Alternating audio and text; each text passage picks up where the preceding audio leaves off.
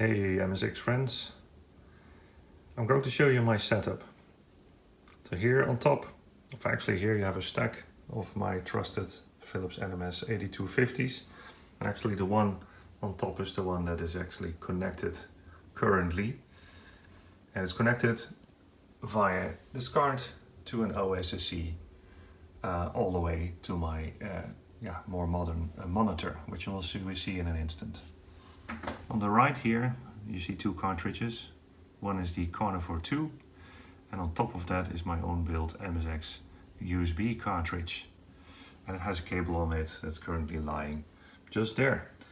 So, and I'm about to go into connect to it to show you something very cool, a new feature. Also, what I'm going to show you is all possible to do as well on the CPLD version of the same MSXUSB cartridge, from which the designs you can find on the GitHub or on the RookieDrive if you would like to.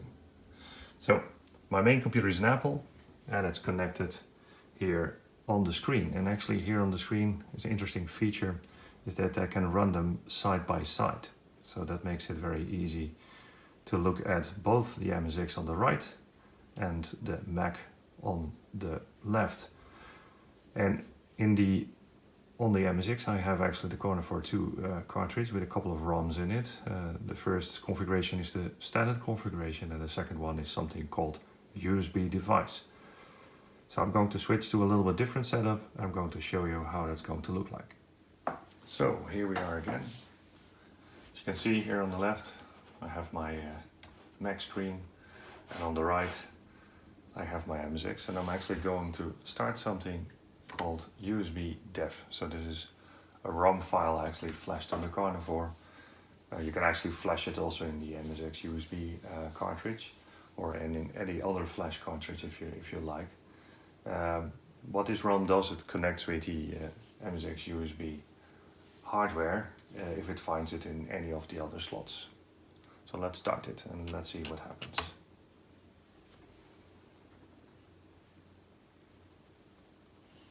Going to restart the MSX and selecting this RAM. And here you see the kind of welcome screen. And what you can now do is, what it tells me is that the MSXUSB chip, the CH37SS, is recognized, which is good. And it actually invites me to connect the MSX to our serial port. Now, I have here a Mac and I actually insert the USB cable into the Mac. What I've done is I have used a male-to-male USB cable to do that, and make sure you actually tape the bifold connector so that the two let's say power voltages don't go in between each other in the wrong way. So just take care of that. I leave some comments in the bottom of the video to tell you how you have to do that. Anyway, I've now actually inserted it and nothing really happens. But what I can now do is on the Mac, I actually can check if there is a USB connection made. And yes, I see here one. It's called /dev/cu USB modem. And I actually put the date of 1st of July in there. So what I now can do is I can start just a terminal program, and I use the built-in program screen within the Mac, and I'm actually going to start it. And what you see here is on the left, it tells me a couple of things. It's the MSXUSB monitor. This information is actually coming from the right. It's actually coming from our MSX, which is actually talking to the Mac in this case. So what can I do? Well, I can issue a couple of commands. Reset, it actually will reset the MSX.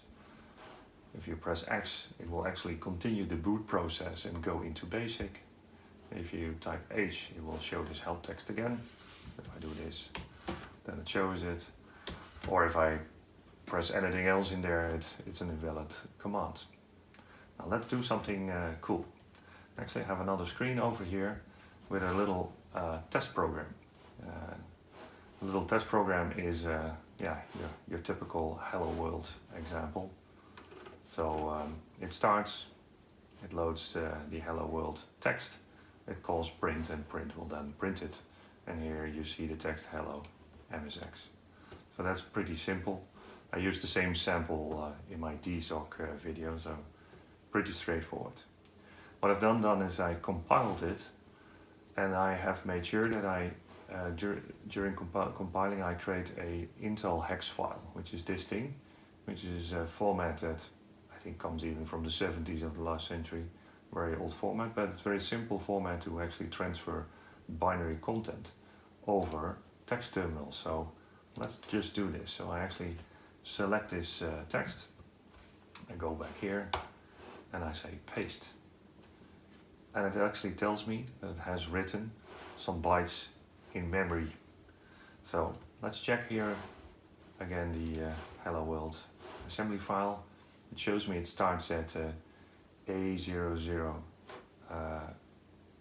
memory address. So I've built something in the monitor that actually can dump the contents of any memory address in Intel Hex format again on the screen. So if I do this, then I say memory A000, enter, and it shows me what is in the memory address. It starts with 21 and it ends with F7, and the other 00 is a checksum that I don't fill in.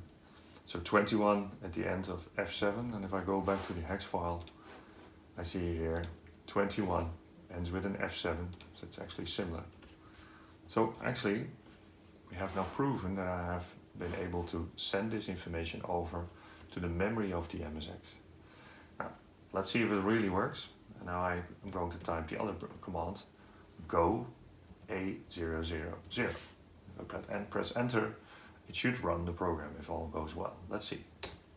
Yeah, here we are, hello MSX. So that is exactly the information that I was about to be printed. What can this do for us? Well, we can actually hook up your Mac, your Linux machine, or any Windows machine to the MSX in this way, and you can communicate with it. And actually you can communicate it like in the old days, where every very old computer before the MSX even, they had these monitor programs built in, like the Apple I, the Apple II, they had these things, and you can actually very low level talk with your MSX. It's a simple way to actually transfer contents straight into memory and then run it over there. So you can transfer programs, etc. And it will help me to speed up my test and development cycle, because I do sometimes things in OpenMSX and test things out here, but especially in this hardware related projects, you see little timing issues that don't pop up in OpenMSX but do pop up in the real hardware. So by doing this, I can actually from scripts even send stuff over, test it, get the test results, see it immediately in the MSX, change it a little bit, and then redo it again. So it's really speeding up my development cycle.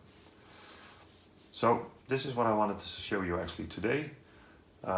More to it to follow, because I'm actually going to go further on this topic, and let's see where that leads us. Thank you very much.